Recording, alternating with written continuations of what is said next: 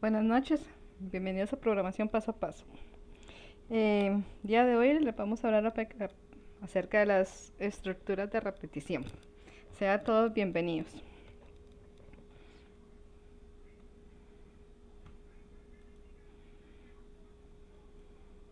Hablaremos acerca del ciclo while, el ciclo do while y el ciclo for. Como les dije, estructuras de repetición. ¿Qué son las estructuras de repetición o estructuras interactivas?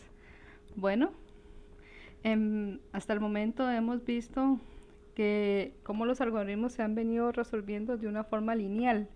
O sea, ¿qué quiere decir esto? Bueno, primero una instrucción, luego de esa se ejecuta la siguiente instrucción de una forma secuencial.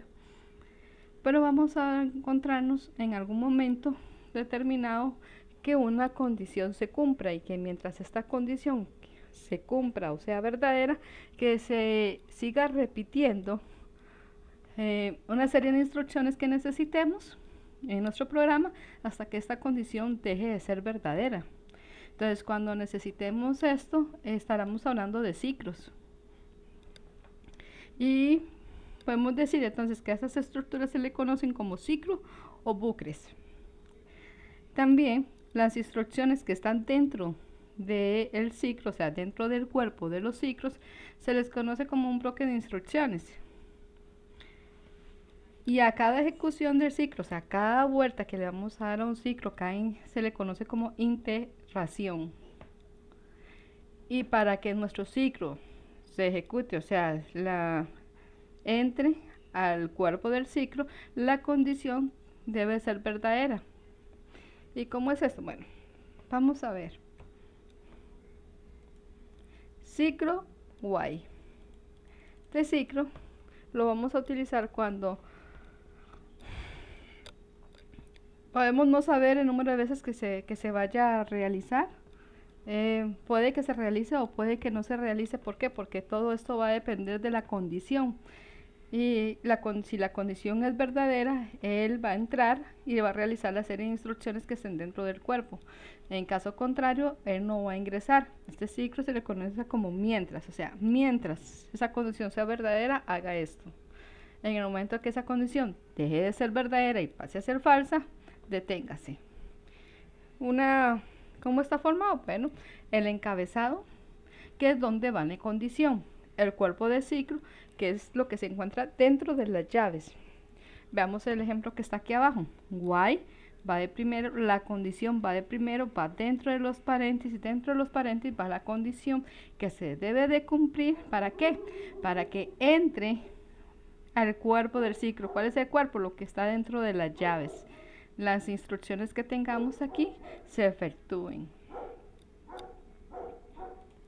Veamos un ejemplo para que nos quede más claro. Ejemplo del ciclo while. Dice el siguiente algoritmo. Realice un algoritmo que muestre la suma de los números del 1 al 10, siempre que estos sean positivos. O sea, me están pidiendo que yo evalúe que deben de ser positivos para que se realice dicha suma. Si no son positivos, no se debe de realizar la suma. Entonces esa va a ser mi condición. Ya me están poniendo lo que yo tengo que evaluar. ¿Qué hago en ese momento? Bueno, creo una variable que se va a llamar número, ¿verdad? Y como ya tengo los números que es del 1 al 10, entonces yo voy a elegir que esa variable la voy a inicializar en el número ¿qué? En el número 10. Y tengo una variable que se va a llamar suma. ¿Qué es lo que va a hacer suma? Bueno, suma va a guardar el resultado de la operación de estar sumándose los números. Y la voy a inicializar en este momento en 0.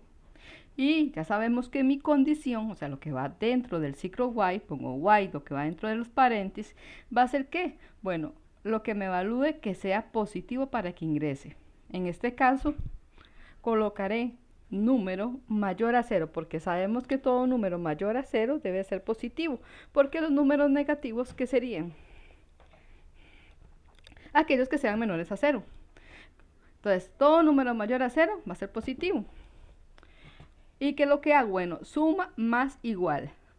¿Por qué puse más igual? Para no tener que poner suma es igual a suma más número. Para evitar escribir de nuevo suma, puse más igual para que se vayan sumando los números y se vayan guardando dentro de la variable suma. Luego coloqué número menos menos. ¿Por qué? Porque yo necesito que lleguen a 1.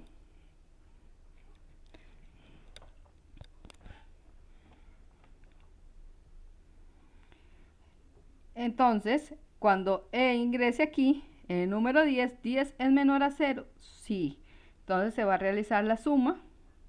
En ese momento es 0, 0 más 10 y se va a guardar. Y el número va a pasar a ser 9. Y va a venir otra vez y se va a volver a realizar. En el momento en que llegue 1, ¿es mayor a 0? Sí. Va a venir y se suma y se disminuye. ¿Y qué va a quedar? Va a quedar negativo. Y cuando pase a evaluarse menos 1, ¿es igual a mayor a 0? No. Entonces va a salir impreso. El resultado de la suma es ¿qué? La variable suma que contiene el resultado de la operación realizada. Y se acaba el ciclo. O sea, mientras esta condición sea verdadera, él va a seguir dando interrelación, se va a seguir dando. Se va a efectuar las veces que sean necesarias hasta que la condición pase a ser falsa. ¿Y qué va a hacer luego? Bueno, sale y hace la siguiente instrucción que tenga abajo. Así es como funciona el ciclo while. Veamos ahora el ciclo do while. Es similar al while con la única variación de que en el do while siempre vamos a tener a ventaja, por decirlo así, si así es como nuestro logaritmo o programa lo necesita, de que siempre se va a realizar lo que sea una vez. ¿Por qué? Porque la condición está al final. El do while siempre va a realizar la primera vuelta y luego va a realizar la condición, se va a evaluar. Y si la condición es falsa, va a salir y va a ser la siguiente instrucción que tenga. Pero siempre va a haber que una vez va a ingresar en el do while, porque la condición se evalúa al final.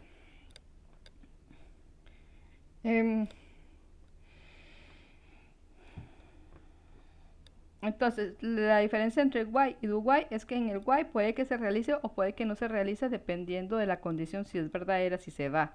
En el caso del ciclo do while es siempre fijo que la primera vuelta siempre se va a dar porque la condición se evalúa hasta el final.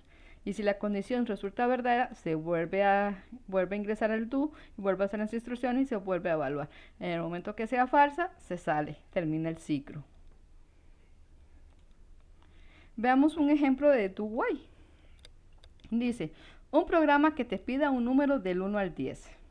Y si el número es menor que 0 o mayor que 10, imprime en la pantalla que un número inválido. Y mientras el número sea inválido, siga pidiendo al usuario un número.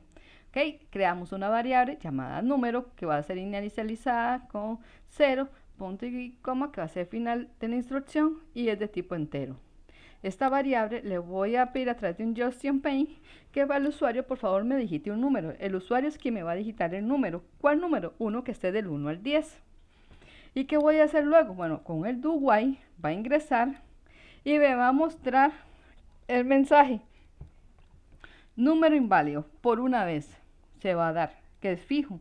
Y luego en el while va a evaluarse la condición. O sea, al final de haberse realizado la instrucción va a evaluar la condición.